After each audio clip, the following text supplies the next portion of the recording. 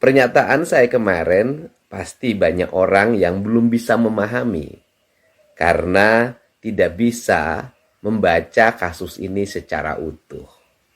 Saya menyatakan jangan lagi kita mencari 3 DPO karena sampai kiamat pun tidak akan pernah bisa ditemukan. 3 DPO itu hasil karya ilmiahnya Sudirman. Kenapa saya ngomong begitu? Pertama bahwa skenario pelaku pembunuhan dan pemerkosaan yang berjumlah 11 orang itu berawal dari kesurupannya Linda yang pada akhirnya direkam oleh kakaknya Vina dan disampaikan kepada Parudiana. Sehingga Parudiana itu memiliki asumsi bahwa anaknya dan Vina dibunuh oleh 11 orang yang berdampak pada penangkapan 8 orang yang hari ini mendekam di penjara. Yang 1 orang lagi sudah bebas, yaitu Saka Tatal karena usianya di bawah umur.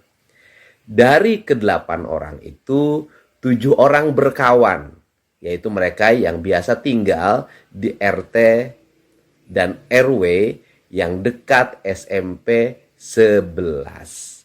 Kemudian 1 orang lagi, Rivaldi atau Ucil, itu dari tempat lain yang tidak mengenal terhadap ke-7 orang itu.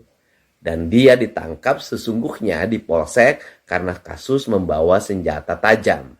Senjata tajam yang dibawa itu sebenarnya mandau. Kemudian di pengadilan senjata itu dikasih nama adalah samurai. Saya nggak tahu kok para penyidik, jaksa, dan hakim tidak bisa membedakan mana samurai, mana mandau. Yang satu adalah produk Dayak Kalimantan, yang satu produk Jepang. Kemudian ketiga orang yang dinyatakan DPO itu hasil pengakuannya dari Sudirman. Nah, Sudirman itu dari sisi intelektual kita meragukan kemampuannya karena dia sekolah SD-nya saja baru lulus umur 17 tahun, tidak naiknya 4 kali. Pernyataannya saya yakin berubah-ubah. Dan itu bersifat imajinatif atau fiksi dari cara berpikirnya. Mungkin karena rasa takut atau karena aspek-aspek yang lain. Sehingga ketiga orang itu disebut tanpa memiliki dasar pijakan yang kuat. Asal sebut saja. Sudirman menyebutlah nama Peggy. Kenapa menyebut nama Peggy? Karena mungkin dalam pikirannya ingat bahwa Peggy itu teman SD-nya. Suka bertemu. Sehingga disebut saja. Kemudian Dani dan Andi itu juga disebut. Nah ini Dani dan Andi ini kita nggak tahu siapa dia. Nah saya katakan kenapa tidak boleh lagi dicari? Karena memang tidak pernah ada peristiwa pembunuhan yang dilakukan oleh 11 orang ini, baik yang sudah ditangkap di penjara maupun yang belum, yaitu 3 DPO itu. Nah, kenapa dikatakan tidak ada? Loh, saya ini sudah mengumpulkan data, mewawancarai, terus kemudian bertanya dari hati ke hati. Karena mereka itu masuk penjara dikuatkan oleh 3 hal.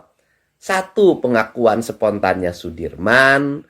2, kesaksian RT Pasren dan Abdul Kahfi. 3, kesaksian dari Aep dan Dede. Nah, sehingga mereka akhirnya masuk penjara. Gara-gara ketiga faktor ini.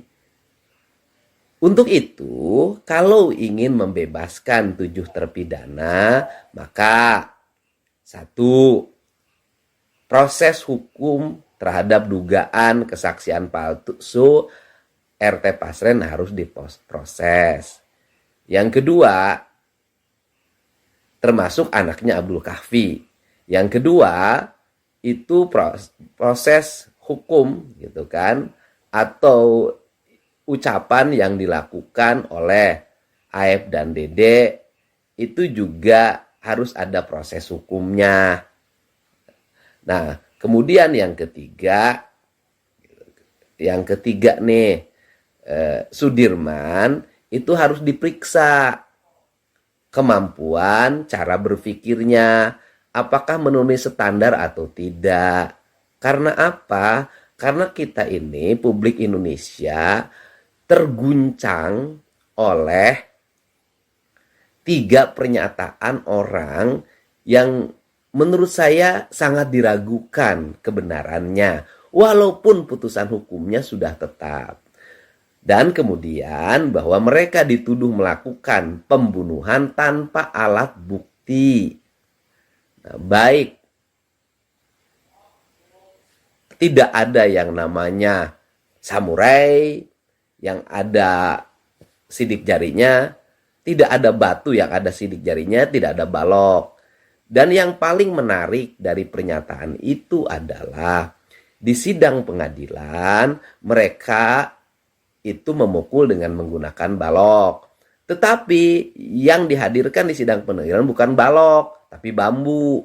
Itu pun menurut pernyataan dari para terpidana, bambu itu disiapkan oleh Jaya dan Sudirman setelah ditangkap. Jadi bambu itu dicari oleh Sudirman dan Jaya setelah mereka ditangkap, disuruhlah mereka nyari bambu. Itulah yang terjadi.